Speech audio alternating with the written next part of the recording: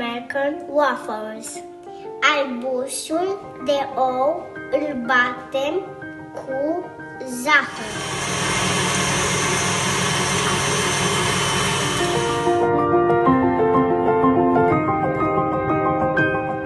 Aici avem făină, zahăr, sare și praf de copt.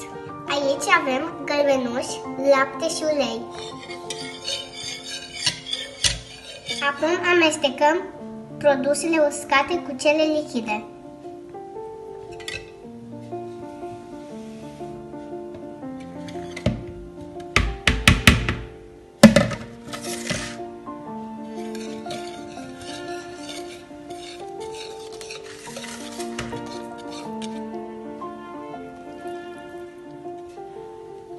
Așa trebuie să arate compoziția.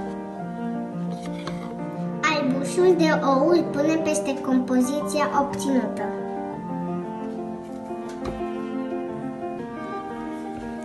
Acum amestecăm.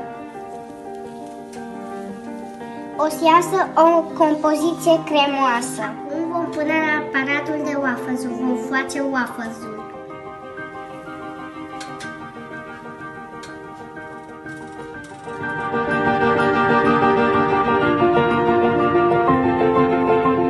Rețeta este următoarea: 100 grame de făină, o lingură de zahăr, jumătate de lingurițe de sare și praf de copt, 50 ml ulei, 250 ml lapte și 3 gălbenuși. Albușul le bătem spumă cu zahăr după gust. Poftă bună! Puteți să-l serviți cu sirop de arțar sau cu gem.